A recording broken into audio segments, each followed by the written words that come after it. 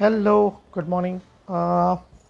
चांगला दिवस आहे, खूप छान चाललं आहे. या आठवड्यातला हा शेवटचा एपिसोड आहे असं समजू नका. मॅच चालू आहे आणि मॅचबद्दल गप्पा मारायला आपण येणार आहोत. उद्या पण येऊ, परवा पण येऊ आणि एक दिवस एक्स्ट्रा मिळतो आहे तेव्हा पण येऊ. सो आजच्या या आठवड्यामध्ये आज आपण ज्या विषयावर बोलणार ते म्हणजे ही जी फायनल आहे ही लॉर्ड्सला काय नाही आहे. विराटची कॅप्टन्सी कशी आहे, त्याचे रेकॉर्ड्स कसे आहेत त्याच्याबद्दल आपण बोलणार आहोत. त्यासोबत रोहित शर्माचा स्कोअर ॲज अन ओपनर 2007 पासून 2021 कसा आहे त्याबद्दल पण आपण बोलणार आहोत. त्याच्यानंतर महिलांची मॅच झाली काल, ड्रॉ झाली, त्याबद्दल आम्ही तुम्हाला थोडी सविस्तर माहिती देऊ की कोण खेळ कसं खेळ आणि खूप छान मॅच झाली आहे. ती मॅचबद्दल बोलायला मला प्रचंड आनंद वाटतो आहे. जिंकलो नाही आपण, बट जर तुम्ही त्या मॅचच्या आयलाने तुम्ही स्कोअर जेव्हा मी फॉलो करत होतो तेव्हा एक गोष्ट लक्षात आली की आपली जशी ऑस्ट्रेलियामध्ये सिरीज झालेली, ऑस्ट्रेलियामध्ये जी मॅच आपली ड्रॉ झाली तिकडे जी चिकाटी दिसली, ते जे कॅरेक्टर दिसलं नवीन प्लेयर्सचं, तेच तुम्हाला या मॅचमध्ये बघायला मिळालं. त्या व्यतिरिक्त आपली मॅच झाली, आपण टॉस हरलो. अजूनही काही गोष्टी घडल्या ज्या इंटरेस्टिंग होत्या आणि आपण मॅच व्यवस्थित म्हणजे जशी फायनल असायला हवी तशी आहे. पण वातावरणामध्ये होणारा त्रास तर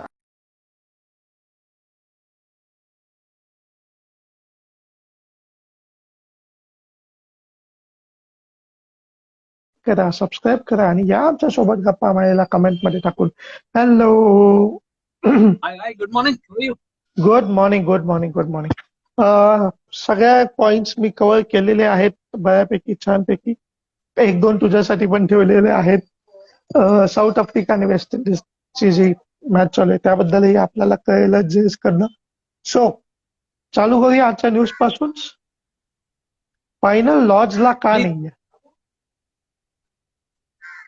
ऍक्च्युली मलाही असं वाटत होतं की अरे यांनी काय केलं म्हणजे थोडस आपलं एक थोडंसं एक आपल्यामध्ये एक शंकेचा किडा असतो ना, हम्म, तो थोडा वळवळत. मला असं हम्म, वाटलं की इंग्लंड स्वतः जरी असती तरी त्यांनी असंच केलं असतं का. पण मग जरा हम्म, थोडस वाचन केलं तर त्याच्यामध्ये हम्म, मला एक सौरव गांगुलीचा एक इंटरव्ह्यू मिळाला. त्याच्यात हम्म, त्यांनी असं म्हटलं की लॉर्ड्स कन्सिडर केलं होतं आधी, पण हम्म, ह्या पॅन्डेमिकमुळे ते केलेलं नाही आणि BCCI was aware of that. हम्म, साऊथहॅम्प्टनचा एक ऍडव्हान्टेज हा होता की ग्राउंडला लागूनच हॉटेल आहे. म्हणजे हे हम्म. तर आपल्याला माहिती होतं ग्राउंडला लागून हो. हॉटेल. पण ती एक गोष्ट जी आहे ती सर्वात महत्वाची ठरली या हम्म, सगळ्या ह्याच्यात. I am sorry. तर या पूर्ण डिसिजन मध्ये ती एक गोष्ट खूप महत्वाची ठरली की जे हम्म. ग्राउंडला लागूनच जे हॉटेल आहे त्याच्यामुळे तो निर्णय घेण्यात आला. नाहीतर Lord's was the first choice. मला तर आधी असंच पण मग वाटत होतं की लॉज मला एक मध्येच प्रश्न फायनल. आहे. सॉरी. मला एक प्रश्न असा आहे ना की आता ठीक आहे, म्हणजे हा प्रश्न काय आत्ता त्याची चर्चा व्हायला पाहिजे अशी नाही, फक्त प्रश्न आलाय ते मी बोलून ठेवतो. तो म्हणजे असं की टेस्ट मॅच चे टेस्ट मॅचेस चॅम्पियनशिप जे आहे त्याची जी सायकल जी आहे ही जून टू मे आहे. ठीक आहे, जून एका वर्षाचं जून टू नेक्स्ट मंथ नेक्स्ट इयरच्या मे पर्यंत. इन दॅट केस मग प्रत्येक वर्षी जी फायनल जून मध्येच असणार का, हा एक प्रश्न. आणि दुसरं, मग प्रत्येक वेळी फायनली इंग्लंडमध्येच असणार का, आणि मग प्रत्येक वेळी इंग्लंडमध्ये असणारा हा पाऊस प्रत्येक फायनलवर असं पावसाचं सावट असणार का, आणि मग प्रत्येक वेळी असं आयसीसी टेस्ट चॅम्पियनशिपची फायनल अशी पावसामुळे घोळ घालणार का, असे काही प्रश्न आहेत. आपण पुढच्या काळात ते म्हणजे ही फायनल होऊन जाऊ दे, मग या विषयांना हात घालूया. कधी कोणी एक्सपर्ट आले तर त्यांच्याशी पण बोलू. नक्की, नक्की, नक्की. विराट कोहलीचे रेकॉर्ड कॅप्टन्सीचा, व्हॉट डू यू थिंक? हा चर्चेचा विषय असतोच नेहमी टेस्ट मॅच असली की. हो, नक्कीच असतो. आता रिसेंटली गौतम गंभीरनी असं स्टेटमेंट दिलं की आपल्या देशाला काही 3-3 कॅप्टनची गरज नाहीये. ऑफकोर्स ते त्याचं मत आहे, इंडिपेंडंट. आपण त्याच्याशी ऍग्री करायला हवं की नको हा आपला प्रश्न. पण जो रेकॉर्ड जो झाला तो तर आपण एक्नॉलेज करायलाच हवा. एम एस धोनी आतापर्यंतचा सर्वात जास्ती कॅप्टन्सी केलेला कॅप्टन होता इंडियाचा. 60 टेस्ट मॅचेस होत्या त्याच्या नावावर. आणि आता विराट कोहली ही 61st आहे. आणि याच्यावरती जी इंग्लंडच्या 5 टेस्ट आहेत, तर यावेळी काय विराट हा. कोहलीचं परत जाण्याचं वगैरे असं काही प्लॅनिंग नाहीये. सो अंटिल अँड अनलेस तो इंजर्ड होत नाही, तर पुढच्या 5 टेस्ट मॅच पण त्याच्या नावाने आहेत. सो म्हणजे 66 मॅचेस वगैरे होतील त्याच्या नावावर. आता विराट कोहली हा 6वा आहे या लिस्टमध्ये इंटरनॅशनल. 6वा आहे. सर्वात जास्ती आहे ग्रॅम स्मिथ. तर ग्रॅम स्मिथच्या इथे विराट पोचेल नाही पोचेल आपण सांगू नाही शकत, कारण 109 टेस्ट मॅचेस कॅप्टन्सी केलेले आहेत ग्रॅम स्मिथ. हो सही आहे. हा, म्हणजे जर असं कॅल्क्युलेट केलं ना की चला विराट कोहली आता किती समजा 32 इयर्सचा आहे, समजा अजून 4 वर्ष टेस्ट क्रिकेट खेळला, जास्ती खेळू शकतो, पण आपण 4 वर्ष म्हटलं आपण, इंडिया नॉर्मली 12 तरी टेस्ट मॅचेस खेळते वर्षाला. So it becomes 48. ओके, आणि 61 प्लस 48 109. सो चान्स आहे विराट कोहलीला. नाही तर सेकंड तर नक्कीच होणार, कारण सेकंड आता ॲलन बॉर्डर आहे 93. आणि मग त्याच्यानंतर स्टीफन फ्लेमिंग काहीतरी 80s मध्ये आहे, रिकी पॉन्टिंग 77. असे सगळे त्याच्यावर 4-5 जण आहेत विराट कोहलीच्या वर. या 66 पैकी किती जिंकला, किती ड्रॉ, असा काही रेकॉर्ड आहे आपल्याकडे आता? मला नंबर्स मध्ये एवढं आता आठवत नाहीये, पण विराट कोहलीचा रेकॉर्ड चांगला आहे. 48% विन पर्सेंटेज आहे विराट कोहलीचा टेस्ट मॅचेस मध्ये. तर त्याच्यावरती मला वाटतं फक्त ॲलन बॉर्डर आहे का क्लाइव्ह लॉइड आहे.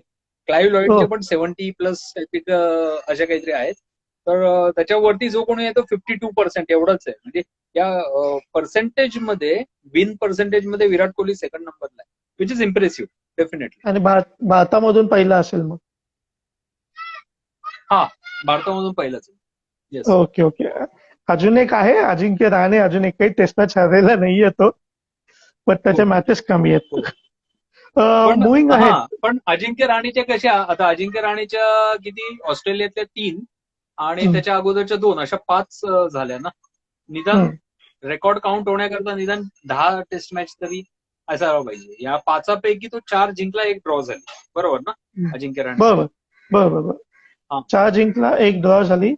रोहित शर्माचे रेकॉर्ड काल ओपनिंग केली त्यांनी शुभमन सोबत, त्याच्याबद्दल तू काय सांगशील?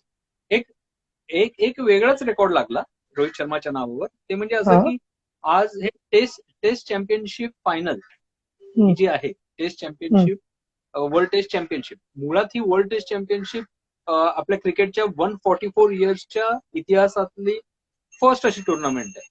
पहिल्यांदाच अशी भरवली गेली ऍज अ कॉम्पिटिशन. ठीक आहे, आणि त्याची फायनल ती काल होती. सो रोहित शर्माने फर्स्ट बॉल फेस केला ऍज अन ओपनर, बरोबर आहे. तर रोहित शर्मा हा असा व्यक्ती झालाय की क्रिकेटच्या कुठल्याही नवीन फॉर्मॅटचा आयसीसी इव्हेंट, जो पहिला आयसीसी इव्हेंट झाला त्याच्यामध्ये फर्स्ट बॉल फेस करणारा रोहित शर्मा झाला. याचं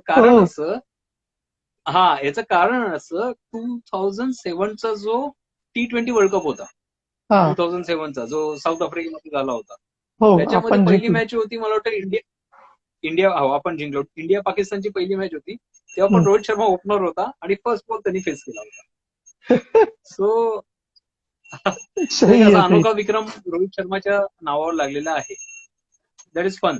येस, फन, इंटरेस्टिंग. मुव्हिंग आहेत. काल बायकांची जी टेस्ट मॅच, 4था दिवस होता, मॅच संपली. खूप छान मॅच झाली. म्हणजे जसे आपण ऑस्ट्रेलियामध्ये ऍडिलेड वाली जी आपली मॅच होती, ज्याच्यात हनुमा विहारी आणि अश्विन धरून ठेवलेलं, तसं काहीतरी. ऍडलेडला आपण हरलो होतो 36. सॉरी, ऍडलेड नाही, सिडनी होती ती. सिडनी. त्याच पद्धतीची ही मॅच होती. शेफाली वर्मा 50 केलं, 63, ती आउट झाली. त्यानंतर दीप्ती शर्मानी पण 50 केले, आणि पूनम राऊत जी होती तिने पण 39 रन केले. पण त्याच्यानंतर एक घसरगुंडी लागली परत एकदा.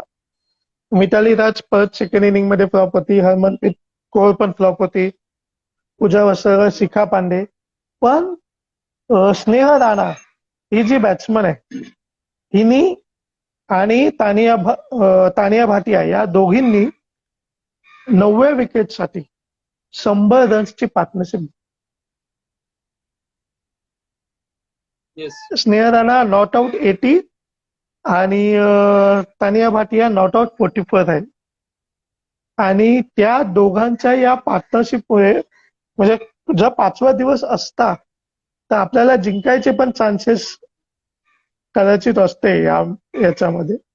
एवढे छान केले ही लोक, एवढी छान पार्टनरशिप केली यांच्या नंतर नंतर यांनी शॉट्स पण खूप छान मारले आणि ड्रॉ केली या दोघी मुलींनी मिळून. नाहीतर आपण म्हणजे परत 250 म्हणजे ही मॅच जाऊ शकत होती हातातून खाली. It's only because of this too की आपण ही मॅच ड्रॉ आणि शेवटपर्यंत केली. म्हणजे इथपर्यंत केली की इंग्लंडची कॅप्टन बनली बस नाही, आता काय शक्यच नाहीये 12 ओव्हरमध्ये 150 रन मारणं वगैरे. म्हणजे जिकडे आपण आधी 177 ने ट्रेल होत होतो तिकडे आपण 179चा लीड पण दिलेला. सो खूप छान बॅटिंग होती. आणि ही टेस्ट मॅच जी लोक 7 वर्षांनी खेळतायत त्यात हे जे नवीन प्लेयर्स आहेत त्यांनी खूप छान पद्धतीत परफॉर्म करून ही मॅच ड्रॉ केली. So excellent match. Man of the match obviously Shefali Verma. दोन्ही इनिंग्समध्ये त्यांनी 50 केले. फर्स्ट इनिंगमध्ये 96, सेकंड इनिंगमध्ये 63, विच वॉज नाईस. ऑस्ट्रेलियाच्या साईडनी पण बॉलर्समध्ये एशल्टनची बॉलिंग खूप छान पडली. England England sorry. इंग्लंडच्या एशल्टनची पण बॉलिंग खूप छान पडली. So it was a good match आणि बघण्यासारखी मॅच होती. Nice great game. खूप मजा आली त्या हम्म. मॅचला. आणि त्याच्यामध्ये खूप जबरदस्त गोष्ट अशी होती ना की शेफाली वर्मानी बरेच रेकॉर्ड्स बनवले. खूप रेकॉर्ड्स आहेत. आता आपण सगळे त्याबद्दल बोलत नाहीये. पण सर्वात गमतीशीर रेकॉर्ड म्हणजे असं आहे की तिने राहुल द्रविडचा रेकॉर्ड हे केला. म्हणजे बरोबरी केली राहुल द्रविडच्या रेकॉर्ड बरोबर. राहुल द्रविड पण 90s मध्ये आउट झाला होता त्याची डेब्यू टेस्ट मध्ये आणि मग नंतर हाफ सेंचुरी पण केली होती. तर शेफाली वर्माने पण तेच केलं काल. आणि एक एक एक असा रेकॉर्ड तिने केला जो मेन्स क्रिकेटमध्ये पण नाहीये. असा रेकॉर्ड तिने केला. तो म्हणजे पहिल्याच आपल्या मॅच मध्ये 3 सिक्सेस मारले तिने. तर हा ऑन डेब्यू हा रेकॉर्ड आहे मेन्स एज वेल एज वुमेन्स क्रिकेट. आणि अजून एक बोल ना. अजून एक गमतीशीर गोष्ट ही आहे की तिची जी फर्स्ट ओडीआय होती त्यात तिने मॅन ऑफ द मॅच घेतला, त्यात तिने सेंचुरी मारली. तिची फर्स्ट डेब्यू टेस्ट मॅच आहे त्यात पण ती मॅन ऑफ द मॅच झाली. So even that is good, I guess good performance rather than saying coincidence. हा. आणि ऍक्च्युली असं आहे की गेल्या डिसेंबर पासून आपण असं बघतोय ना की आपले इंडियासाठी जे पण डेब्यू करतात खूप चांगले खेळतात, which is good for Indian cricket. म्हणजे ऑस्ट्रेलियाच्या टूरमध्ये शार्दुल ठाकूर असो, वॉशिंग्टन सुंदर असो,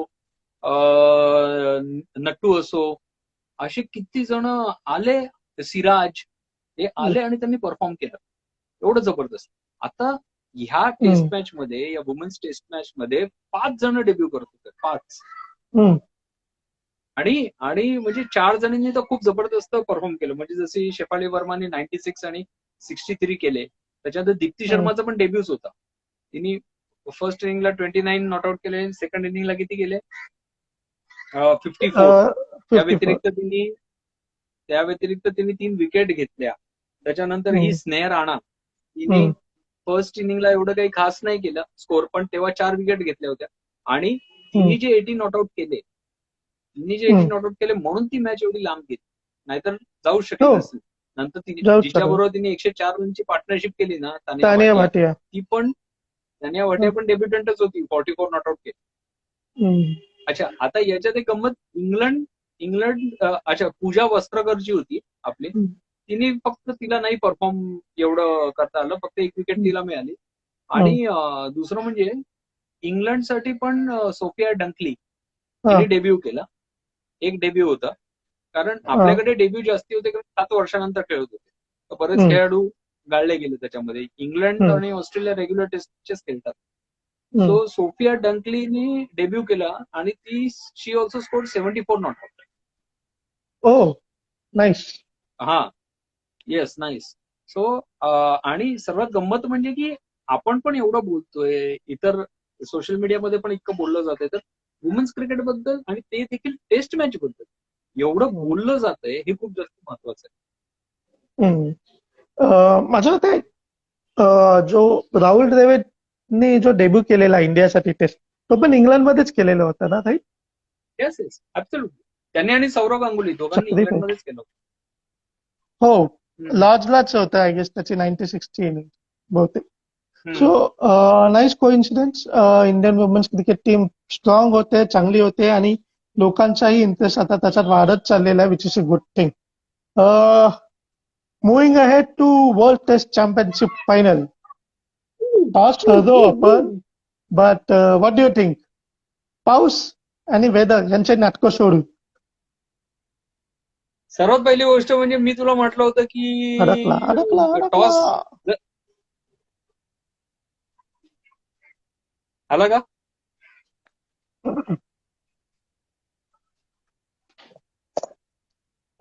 तू अडकलास की मी पण अडकतो.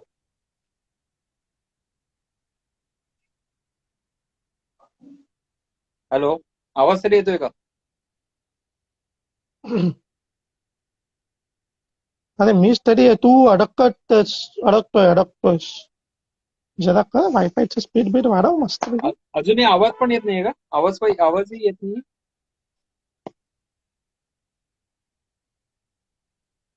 हॅलो, हॅलो आवाज तरी येतोय का? हॅलो.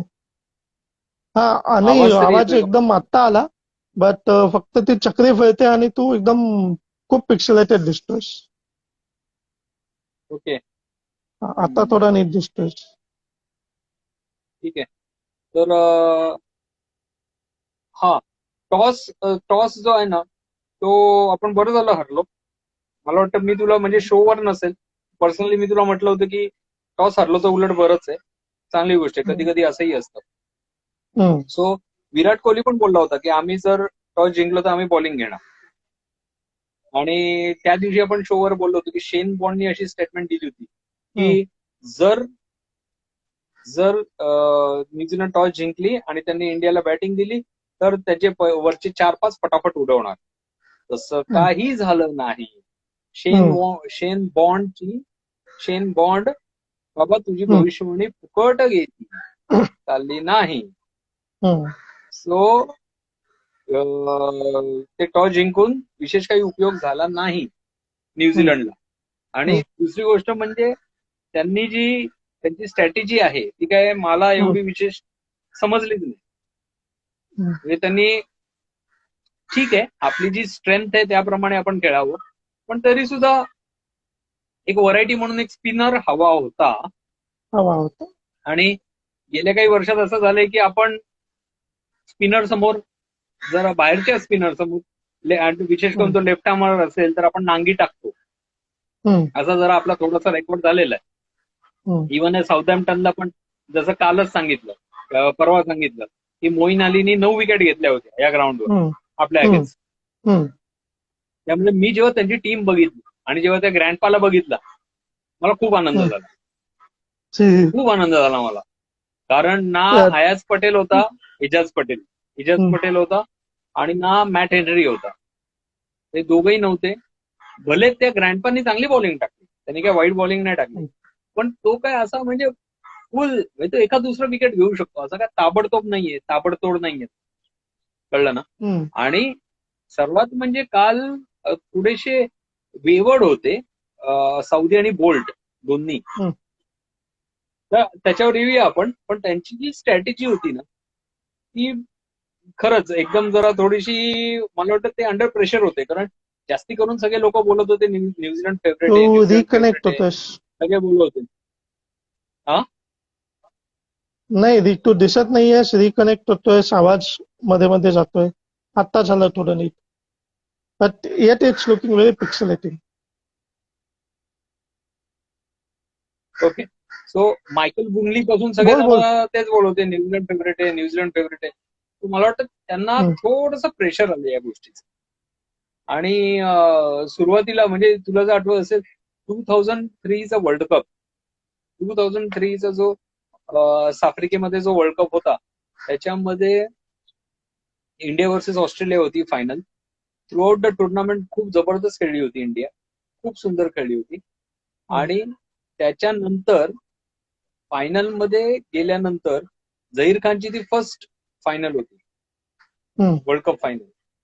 आणि झहीर खान तोपर्यंत चांगला इस्टॅब्लिश झालेला होता, पण त्या फायनलला काय झालं काय माहिती. हेडन आणि गिलक्रिस्टने एवढा मारला झहीर खानला, एवढा मारला की बस रे बस, विचारायची सोय नाही. म्हणजे Zaheer Khan was under pressure. त्याला समजेना की मी काय करू किंवा काय करू आणि काय नको असं झालं त्याला. आणि त्या अंडर प्रेशर नाही जमली त्याला बॉलिंग. असंच मला वाटतं की काल साऊदी आणि यांनी फर्स्ट स्पेलमध्ये प्रेशर घेतलं. आणि दुसरी गोष्ट म्हणजे रोहित शर्मा आणि शुभमन गिल खूप चांगले प्रिपेअर्ड होते ते आणि खूप चांगले खेळले. ऑकेजनली एकदा दोनदा बीट पण झाले, ते तर होणारच, कुणी होईल. बट ओव्हरऑल त्यांनी ओपनिंग स्टँड खूप सुंदर दिला. आणि त्यांचा अप्रोच खूप पॉझिटिव्ह होता. म्हणजे शुभमन गिल वगैरे पुढे येऊन तो म्हणजे, आणि असं पण नाही की अति करतो, पुढे येऊन तो प्ले करत होता. रोहित शर्मा पण क्रीजच्या बाहेर उभा राहून खेळत होता. म्हणजे जर स्विंग होत असेल तर त्याला ती लोक व्यवस्थित कट डाऊन करता येईल. तर मला ती गोष्ट खूप आवडली की त्यांचं they look very positive when they were on the field. पुढे जशी मॅच गेली, रोहित शर्मा आउट झाला, पुजारा आला. पुजारा पण खूप प्रॉमिसिंग वाटत होता, पण पुजाराची विकेट ज्या बॉलनी गेली, तो बॉल एवढा सुंदर होता. What would you like to say about it? आणि ती गोष्ट पण खूप छान होती की त्यांनी कन्सल्ट केलं कॅप्टन सोबत. आणि तसं असायला हवं की बाबा डीआरएस घ्यायचा की नाही घ्यायचा, हाईटचा इश्यू वगैरे होता की नाही. That was also a good thing which we saw. म्हणजे टीम दिसते. पुजाराची परफेक्ट टेस्ट इनिंग्स खेळत होत्यात, काय वाद नाही. आणि तो बॉलर्सला फ्रस्ट्रेट पण करतो. हे जरी मान्य असलं ना, तरी कसं आहे की टेस्ट क्रिकेट हा जो आहे, किंवा रादर क्रिकेट हा टीम गेम आहे. हा तुमच्या एकट्याचा गेम नसतो, बरोबर आहे. आता कधीतरी आता कोणीतरी म्हणू शकेल की यार पुजाराने ऑस्ट्रेलियामध्ये जेव्हा गाबावर त्यांनी एवढे ब्लोज घेतले, ब्लोज इंडिव्हिज्युअल, करेक्ट. पण जो पुजारा जो मेडन जे घालवतो ना, ते मला कुठेतरी पटत नाही. That he has to improve. म्हणजे ऍटलिस्ट स्ट्राईक रोटेट करायला पाहिजे. बरं, असं नाही की म्हणजे खूप बाउंड्रीज अपेक्षित आहे किंवा काय. म्हणजे विचार करणं की 54 बॉल्स खेळला, 8 रन केले आणि त्याच्यामध्ये 2 बाउंड्रीज मारल्या. म्हणजे 52 डॉट बॉल्स खेळला तो. तर कधीतरी असं होऊ शकतं की समोरचा बॅट्समन फ्रस्ट्रेटही होऊ शकतो.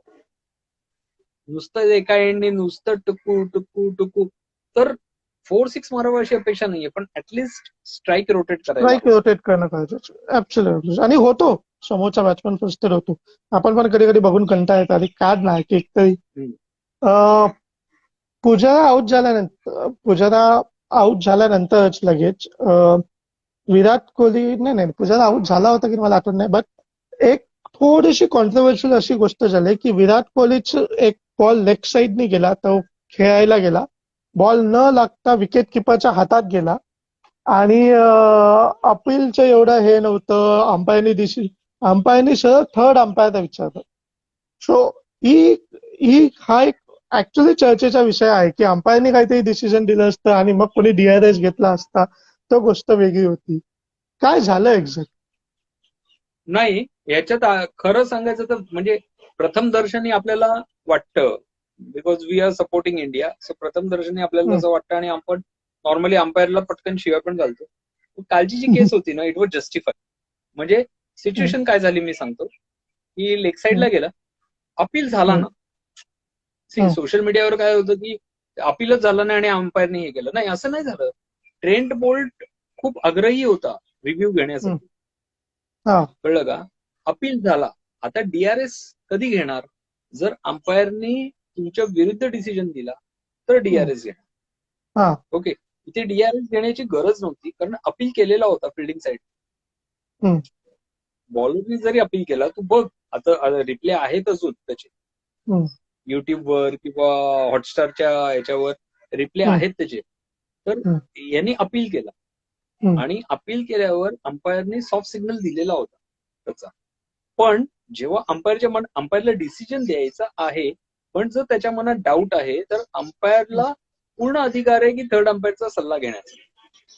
ओके. आणि हे जेव्हा अंपायर सांगतो तेव्हा अंपायर विशिष्ट गोष्टी करता थर्ड अंपायरला सांगतो की मला असं वाटतं की एज आहे की नाही हे मला सांगावं, किंवा कॅचच्या वेळेला अंपायरचं कधी कधी असं असतं की हो एज घेतलीये मला माहितीये, पण कॅच क्लीन पकडला की नाही, बॉल खाली टेकला का, एवढं मला सांगा. ह्याच्याकरता पण अंपायर थर्ड अंपायरकडे जाऊ शकतो त्याचा सल्ला घेण्याकरता. सो याच्यात काल अंपायरची काही चूक नव्हती. आणि म्हणूनच तू बघ ना, विराट कोहलीने नंतर जाऊन अंपायरला विचारलं की व्हॉट हॅपन, ओके, आणि त्या अंपायरने जे काही सांगितलं तो हसला नंतर. विराट कोहली असं काय लेट गो करणाऱ्यातला आहे का? जर काही प्रॉब्लेम असेल तर तो भांडत सुटला असेल. हो, इव्हन याचा जेव्हा वेदरचा इश्यू चालू होता तेव्हा पण तो इरिटेट झालेला होता. कारण बॅट्समन कॉन्सन्ट्रेट करतो, येतो व्यवस्थित आणि तो खेळतो आणि मध्येच अरे लाईट नाहीये. आणि एकदा ठीक आहे, हे दोनदा तीनदा झालं. So it's irritating. ऍब्सोल्युटली यार, ते काय सोपं नाहीये. आज विचार कर ना, आज जेमिसन बॉलर असून जेमिसन एवढा रडलाय की यार ते पावसामुळे इंटरप्शन, मग आमचं कॉन्सन्ट्रेशन जातं, हे होतं आणि ते होतं, मग काय लिंक तुटते वगैरे, काय काय काय काय तो बोललाय. ठीक आहे, बॉलर पण प्लेअर आहे, त्याचा पण रिदम असतो, हे मान्य आहे. पण शेवटी कसं आहे की बॅट्समनला त्या कॉन्सन्ट्रेशनची जास्ती गरज आहे. त्याचं कारण असं की एक चुकीचा बॉल जरी पडला तरी तो बॅट्समन आउट होऊ शकतो. And that is the end of his innings. So काहीतरी ते कालचं खेळ खंडोबा चालू होता ना, तो फालतूगिरी होता. आजच्या काय वेदर फॉरकास्ट आहे? आजच्या वेदरचं काही प्रेडिक्शन दिलंय का? जसं काल जे आपण बोललो त्या गोष्टी त्या हिशोबाने होत्या की पहिल्या 2 सेशनमध्ये त्रास नव्हता. थर्ड सेशनमध्ये हा जो काही त्रास आहे मेजरली, तो थर्ड सेशन आणि थर्ड सेशनचं थोडं आधी, म्हणून आपण टी पण लवकर घेतला तेव्हा चालू झाला. मी आज त्यांच्या त्या साईटवरच जाऊन बघितलंय जरा. तर त्यांचे ते सकाळी 7 वाजता, आपण मला वाटतं 4.5 तास पुढे आहोत. म्हणजे आता आपण धरून चला, आता त्यांच्या इकडे सकाळचे 6:30 वगैरे वाजलेले असतील, 6:30 पावणे 7. तर सकाळी 7च्या सुमारास त्यांच्याकडे 40% रेंजची शक्यता आहे. त्याच्यानंतर सकाळी 10 वाजता म्हणजे जेव्हा मॅच सुरू होते तेव्हा 10% रेंजची शक्यता आहे. 12 वाजता दुपारी म्हणजे लंचच्या सुमारास साधारण 20% रेंजची पॉसिबिलिटी आहे. दुपारी 2 वाजता म्हणजे टीच्या सुमारास साधारण 10%. आणि संध्याकाळ झाल्यावर पावसाची शक्यता एकदम कमी, म्हणजे 5% आणि त्याच्या जस्ट पुढे मागे. तेव्हा तर काल पण तसे त्यांनी फ्लडलाईट्स लावले होते, नाही असं नाही, ते लावले होते. पण आता ते मीटर आता ते किती वापरायचं वगैरे ते मला काही तेवढा अंदाज नाहीये, यांनी काय ठरवलंय त्या दृष्टीने, प्लेइंग कंडिशन्स काय, वी रिअली डोंट. पण लेट्स होप यार की मॅच नीट होईल. हे असं मजा नाही, बंद करा चालू करा, बंद करा चालू करा. लेट्स होप 10% 20% वाला पाऊस येणारच नाही आणि आपल्याला सलग मॅच बघता येईल आणि काळोखही होणार. सो भारताची परिस्थिती छान आहे. न्यूझीलंडला अजूनही चान्स आहे, म्हणजे असं नाही की बाबा भारताने एकदम कडू परफॉर्मन्स दिलेला आहे. न्यूझीलंडकडे पण अजून बराच चान्स आहे. 146.3 आपला असा स्कोर आहे. विराट कोहली 50च्या जवळ आहे. ओके, अजिंक्य रहाणे पण खेळतोय, तो पण व्यवस्थित सेटल दिसतोय. पण या वातावरणात पुढे काय होईल हे सांगणं कठीण आहे. पिच, आपले 3 बॅट्समॅन गेलेले आहेत, पण पिच मध्ये खूप मार्क दिसत आहेत आणि मीम फिरतायत की अश्विन इज ब्रीदिंग हेवीली. खूप फायदा होणार आहे आपल्या स्पिनर्सला या गोष्टीचा. होऊ शकतो, डेफिनेटली होऊ शकतो. कारण आता तर कसं झालंय की फर्स्ट इनिंग मध्ये चांगला परफॉर्म केलंय ना आपण आतापर्यंत. आणि माझा अंदाज असा आहे की आपला स्कोर 300 पर्यंत जायला काहीच हरकत नाही ह्या रेटला. आणि 300 पर्यंत जर पाऊस वगैरे नाही झाला तर आजच्या दिवसात 300 पर्यंत जाऊन टी टाइम नंतर आपण त्यांना खेळायला पण देऊ शकतो कदाचित. आणि तसं जर झालं तर they will be under pressure. They ते विल तर दे मला विल. तशी प्रेशर खाली वाटत होते. ते तर तशी प्रेशर खाली वाटत होते. कारण they played the best team आणि त्यांना चान्सही मिळाला. म्हणजे पाऊस वगैरे गेल्यानंतर वगैरे सगळ्या गोष्टींची त्यांनी काळजी घेतली आणि टीम सिलेक्ट केली. पण म्हणूनच तुझ्या प्रेशर पण जास्ती आहे की यार एवढे सगळे कंडिशन्स आपल्या बाजूने आहेत. सो आता आपल्याला परफॉर्म करायला हवं. Let's see. न्यूझीलंड हे प्रेशर असायला हवा आणि आपण ही मॅच जिंकायला हवी. Moving ahead, South Africa West Indies, second test, second day, how was it? अरे यार वेस्ट इंडिज खूप डिसअपॉइंट करते यार. खूपच डिसअपॉइंट करते. साऊथ आफ्रिकेचा कालच्या स्कोअरवरून त्यांनी सुरुवात केली आणि 258ला 5 होत्या वगैरे असं काहीतरी होत्या. 238ला 5 होत्या. आज 298ला साऊथ आफ्रिकेचा पण बाप्पा मोर्या झाला. त्याच्यामध्ये क्विंटन डिकॉक 96 रन्स आउट झाला क्विंटन डिकॉक. आणि बाकीचं तर काय कोणी एवढं काही विशेष खेळलं नाही. त्याच्यानंतर वेस्ट इंडिज आली आणि वेस्ट इंडिज आल्यानंतर 149ला ऑल आउट. कालच्या सेकंड डेलाच दे स्कोर्ड ओनली 149 रन्स. त्याच्यात पण जवळजवळ 100 रन हे दोघा जणांचे. कारण त्यांचा कोण जर्मन ब्लॅकवूड, ब्लॅकवूडने 49 केले आणि शे होपनी 43 वगैरे केले. सो 90च्या वरती रन तर या दोघांनीच केले. बाकी तर काय कोणी काही खेळलंच नाही. आणि साऊथ आफ्रिकेकडनं त्या मोल्डरला 3 विकेट मिळाल्या, रबाडा 2, इनगिडी 2, केशव महाराज 2 आणि नॉर्केला 1 विकेट मिळाली. सो पुन्हा एकदा एका वेस्ट रननी इंडिज फॉलो ऑन ठरेल टाळलं. वाटतं.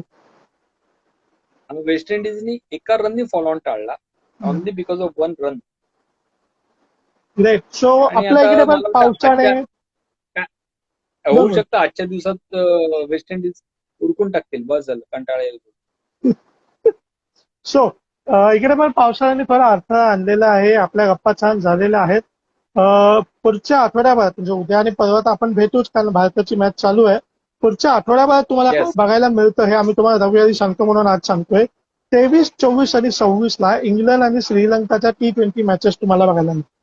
3 T20 मॅचेस आहेत. 23, 24, 26 तुम्हाला बघायला मिळतील.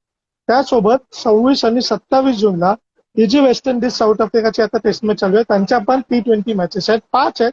त्यातल्या 2 टेस्ट T20 मॅचेस तुम्हाला 26 आणि 27ला बघायला मिळतील. आता आपण पाऊस वाढतोय पण पाऊस वाढतोय पण जोश कमी होता कामा नये. भेटूया उद्या आजच्या मॅचच्या गप्पा घेऊ. Ciao.